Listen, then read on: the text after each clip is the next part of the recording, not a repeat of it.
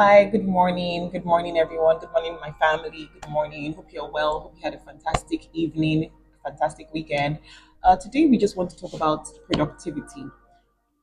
Productivity, in my view, is the ability to accomplish that which you are set out to do. You know, every time I believe that we all have our to dos, the things that we have set in our minds and our hearts, that these are things that we would like to accomplish this day, this week, this year. And I personally have struggled with this area for quite a while. I used to be someone who was very planned, very detailed, very structured in everything that I'm doing. I know what I want to do. I know what I want to achieve. I have my to-do list. But over the course of the years, I just struggled in that area of productivity. But I've also learned that there are many angles to it.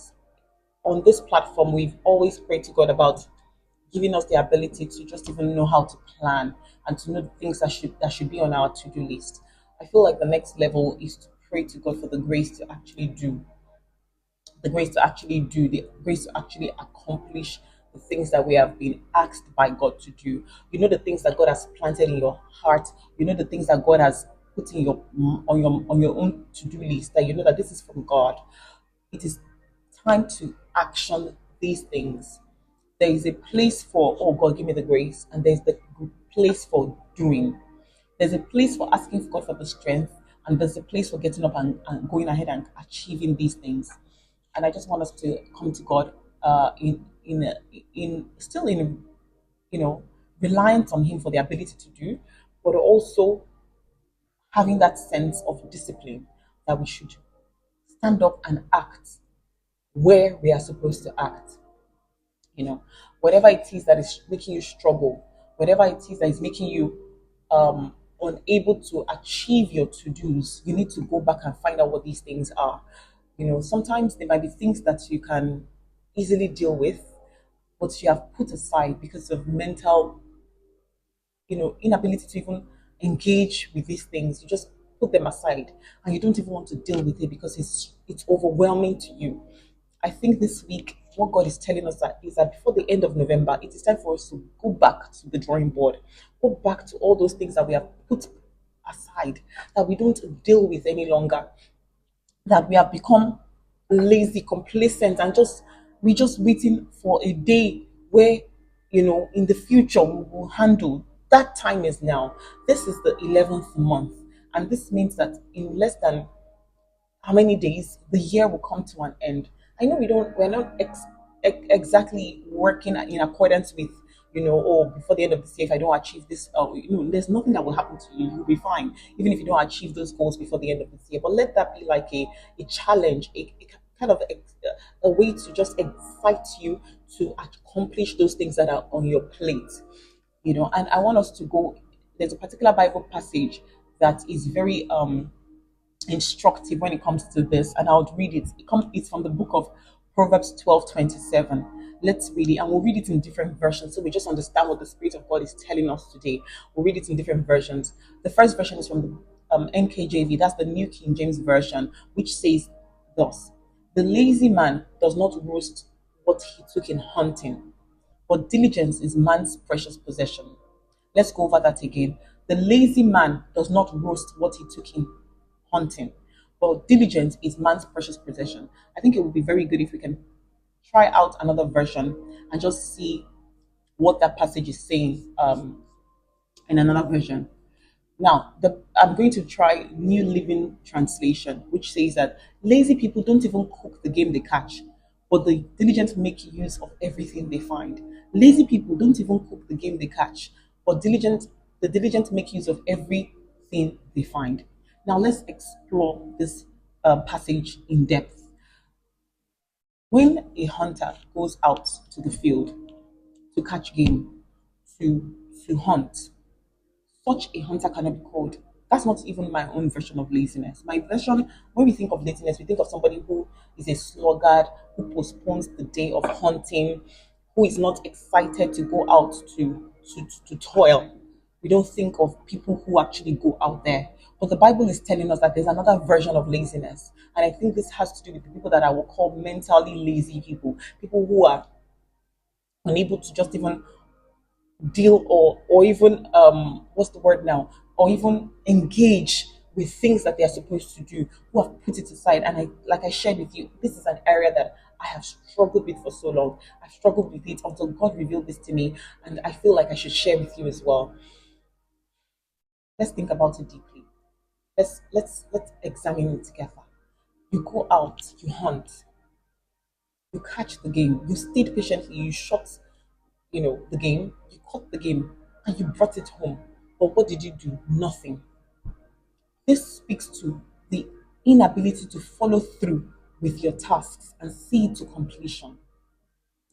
If you know you struggle with seeing things through from beginning to the end, this passage is for you. Because there is no benefit, there is no there is nothing to rejoice about if you start but you don't finish. It's not enough to go out there and hunt for the game, bring it home, and then it spoils, it rots because you don't do what you're supposed to do. You don't roast it.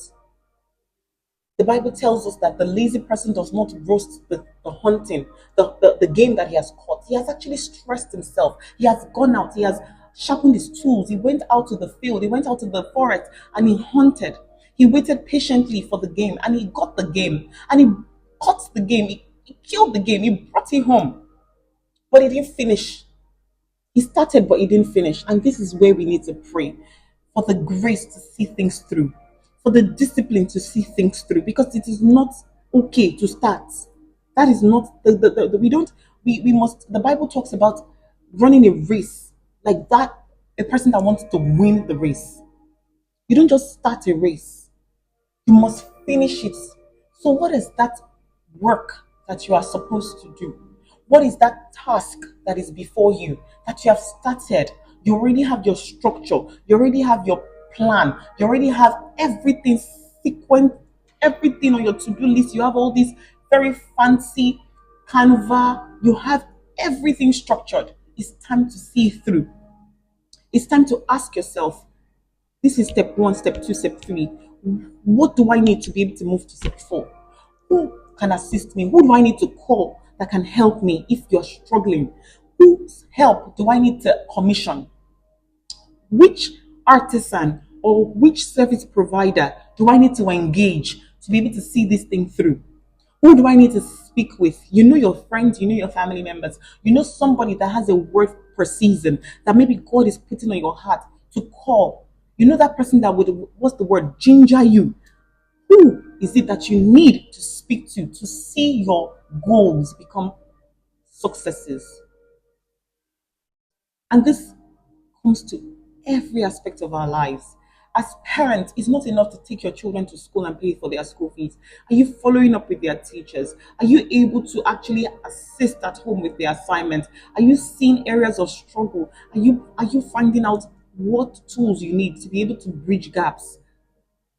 In your marriage, it's not enough to know that, oh, I'm struggling here, we're struggling there. What are the steps? What are the to dos? If you've gone and spoken to somebody and they're giving you to dos, sometimes I know that when people go for therapy, for example, they can say, oh, write some things. And I can imagine somebody telling you to write and to drill down and to think. It's quite stressful and it's quite draining sometimes. But that is something you need to engage in so that you can see what you're trying to achieve through. If you have the spirit, let's call it a spirit, because these things are spiritual warfare. I need us to start understanding that these things are not just um oh cute, oh nice, just normal, I'm just procrastinating, I'm just delaying. No. Spiritual warfare. We need to start understanding what these things imply. It means that the devil doesn't want you to achieve success. Because when they are crowning successful people, they don't just crown the starters, they crown only the finishers. In a marathon, it's not when you people receive medals, even though they don't win. The goal is to win. We thank God for that. But more important is to finish. Because sometimes the winner might have been caught cheating here and there. And they can then declare that, okay, the winner is disqualified, for example.